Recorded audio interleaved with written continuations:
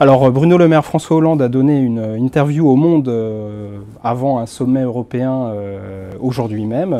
Il l'a donné aussi à plusieurs autres journaux européens. Et il estime que la sortie de la crise de l'euro est toute proche. Est-ce que vous êtes optimiste, vous aussi? Moi, je suis un peu moins optimiste que le président de la République. Je pense qu'on a encore beaucoup d'efforts à faire pour réduire nos dettes, réduire nos déficits publics et sortir définitivement de la crise. Et je pense qu'on n'a jamais intérêt en politique à cacher la vérité aux gens. Je pense qu'on a beaucoup plus intérêt à leur dire voilà, ça va prendre un peu de temps. On s'est endetté pendant des années, droite et gauche confondues d'ailleurs. Je crois que la responsabilité est malheureusement assez partagée.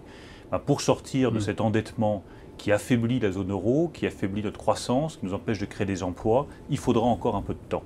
Laisser croire que tout ça va venir tout seul, sans effort et sans changement profond dans nos choix économiques, je pense que c'est une erreur. Alors Martin Schulz, le président du Parlement européen, lui aussi a une vision assez optimiste. Vous pensez que toutes ces personnes qui ont des responsabilités tout de même se trompent? Non, je crois que simplement on dissimule aux Français les efforts qui devront être faits pour réduire la dette et pour restaurer les capacités productives de notre économie. Moi je connais bien Martin Schulz, c'est un type formidable, même si ce n'est pas quelqu'un de ma famille politique. Je crois que c'est vraiment un Européen très convaincu. Mais je vois ce qui se passe en Europe. Je vois les efforts qui sont faits par l'Italie, qui sont faits par l'Espagne, qui sont faits par l'Allemagne pour restaurer leurs comptes publics et surtout pour restaurer leur capacité de production économique. Nous, en France, on ne fait pas les mêmes efforts. Il faut en avoir conscience, on est en train de discuter le budget actuellement on va en parler à l'Assemblée. du budget. Moi, je n'ai pas le sentiment qu'on fasse les mêmes efforts. On y vient. Alors pour François Hollande, la stabilité de l'Europe passe par une union bancaire et budgétaire avec un renforcement de l'Eurogroupe. Alors vous qui êtes partisan d'un gouvernement économique européen, est-ce que c'est une bonne chose ? Moi, j'ai envie de lui dire au président de la République, encore un effort, monsieur le président. Parce que j'ai lu effectivement son interview au Monde et j'ai trouvé ça petit jeu. Vraiment petit jeu. On a une vision très étriquée de l'Europe. L'Europe, pour moi, c'est pas uniquement faire l'union bancaire et essayer d'avoir une zone euro qui marche mieux. Ça, c'est que le début. Mais c'est quoi notre projet de société européen? C'est quoi ce qu'on propose aux jeunes Européens? C'est quoi le rêve européen pour demain? Tout ça, je ne le vois pas dans l'interview du président de la République. C'est quoi les institutions qu'on met en place pour que, enfin, vous comme moi, on arrive à s'y retrouver pour savoir qui décide quoi en Europe? Parce qu'on va rester avec, par exemple, 3 présidents de l'Union européenne. Le président de la Commission, le président du Conseil et le président de la présidence tournante. Pour ceux qui auraient oublié qu'il y a encore une présidence tournante. Tout ça, je ne vois aucune réponse de la part du président de la République.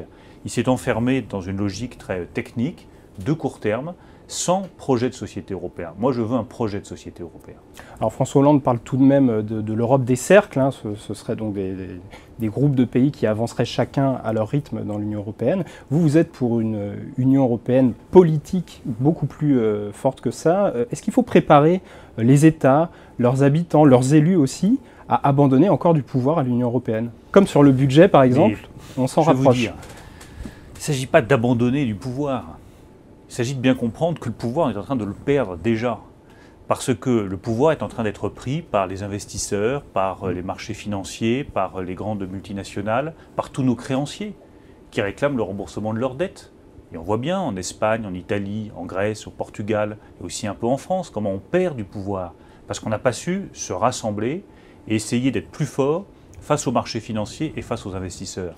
Donc moi, je ne propose pas que la France abandonne du pouvoir, certainement pas. Je propose qu'elle se renforce avec un certain nombre d'autres États européens en allant plus loin vers une union politique. La deuxième chose que je propose, c'est aussi un changement de direction complet dans la construction européenne. Et l'un ne va pas sans l'autre à mes yeux. Il ne s'agit pas d'une fuite en avant où on se rassemblerait avec des pays européens sans savoir ce qu'on veut faire ensemble.